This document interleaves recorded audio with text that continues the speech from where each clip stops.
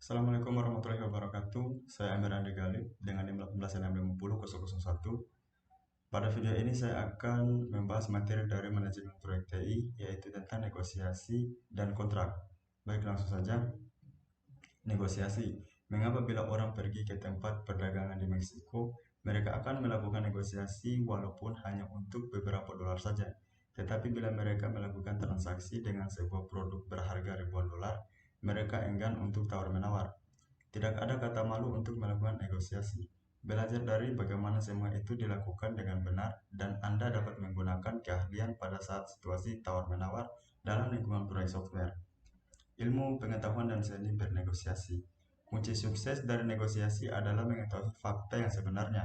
Hal pertama dan yang terpenting, mengetahui produk yang akan dijual atau dibeli. Sebelum Anda memulai negosiasi, tentukan dua hal. Satu, apa yang sebetulnya Anda inginkan untuk perjanjian. Dua, apa yang akan Anda berikan. Bila Anda penjual software, hal yang akan dinegosiasikan adalah harga. Ketahui harga minimum yang akan diminta. Jika Anda pembeli, ketahui harga maksimum yang akan dibayarkan. Hal ini juga membantu jika Anda mengetahui kebutuhan lawan Anda. Ini dikatakan dengan fleksibilitas. Tiga hal yang dinegosiasikan dalam proyek software. Hal yang paling sering dinegosiasikan adalah harga, tetapi lamanya proyek dan fungsi proyek dapat juga dinegosiasikan. Seperti kata pepatah, Anda akan mendapatkan yang murah, cepat atau bagus. Pilih dua hal.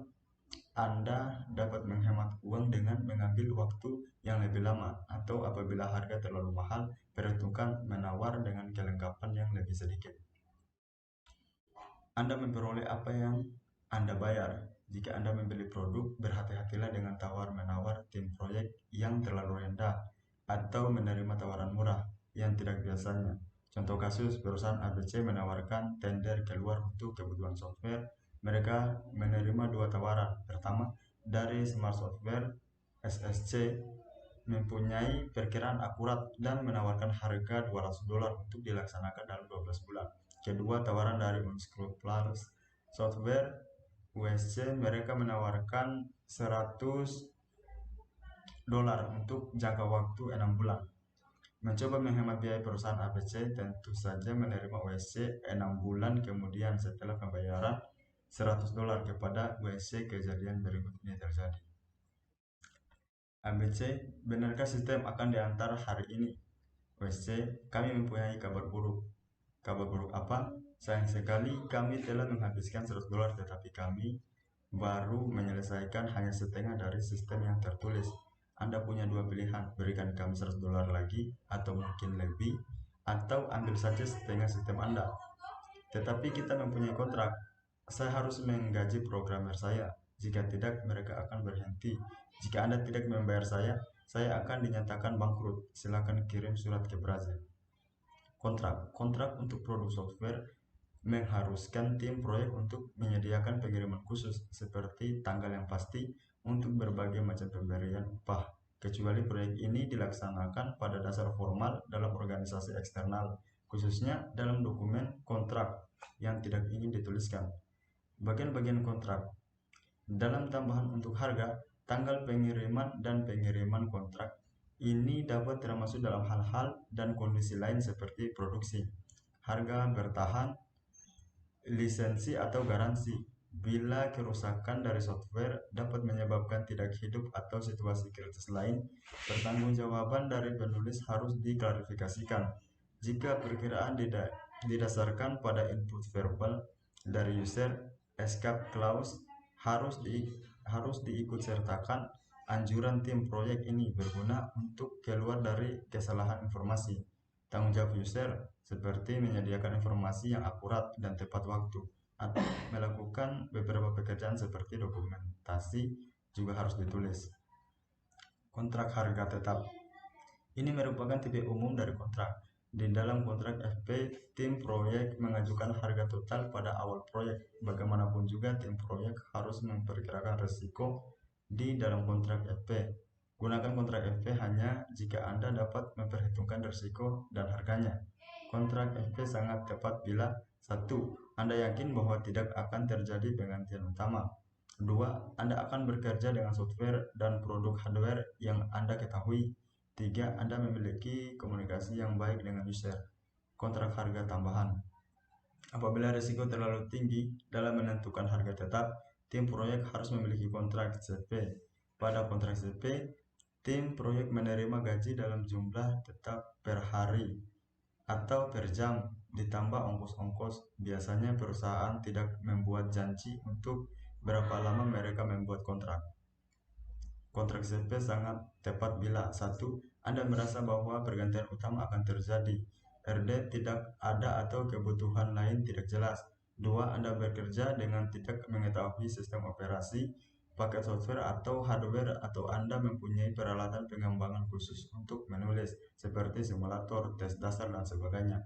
3. Komunikasi yang kurang baik antara Anda dan user. 4. Aktivitas utama berorientasi pada manusia, contohnya interviewer. Kondisi dan syarat. Jika Anda menjalani kontrak CP, yakinkan bahwa kondisi dan persyaratan jelas. Masukkan semua syarat dan kondisi aspek hukum dari cara yang Anda inginkan untuk bekerja dengan klien. Ini akan memberikan perlindungan bagi Anda dan klien dan menghindari kesulitan yang akan datang. Hal-hal yang berkaitan dengan hukum harus diklarifikasi seawal mungkin yang dapat diliputi isu-isu pembayaran, hak cipta untuk sumber daya dan dokumentasi, hutang jaminan, dan masalah-masalah yang berhubungan dengan hardware dan software yang disediakan oleh pabrik. Kontrak di luar organisasi dan di dalam organisasi. Kontrak akan diterima secara luas jika organisasi eksternal atau perusahaan menyediakan layanan proyek. Mengapa ini bukan bagian dari proyek? Walaupun hubungan antara tim proyek dan user sangat dekat, harus ada sesuatu yang bersifat resmi. Pernyataan tertulis menjelaskan layanan yang akan disediakan oleh tim proyek. Ini dapat dijadikan surat perjanjian, letter of intent, atau proposal resmi. Garis bawah ini dan Anda akan terhindari dari percekcokan yang tidak pernah berakhir. Peninjauan proposal yang dikembalikan. User dapat mengembalikan proposal yang telah diterima dengan sedikit perubahan-perubahan. Waktu yang dijadwalkan untuk anggota teknis dari tim proyek untuk meninjau sedikit perusahaan susunan kata dapat berarti upaya utama. Masalah harga dapat dinegosiasikan kembali. Berhati-hati untuk tidak setuju pada kondisi dan persyaratan. Biarkan manajemen tingkat tinggi atau departemen sah menangani masalah ini. Jangan memulai pekerjaan sampai seluruh persetujuan selesai.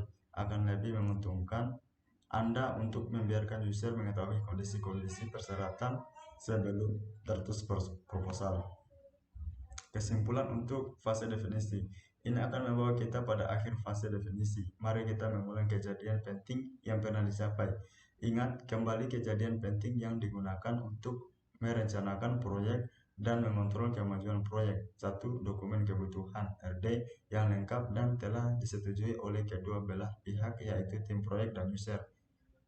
2. Dokumen proposal dapat digunakan untuk analisis atau seluruh pengembangan yang lengkapi dan dibeli oleh user.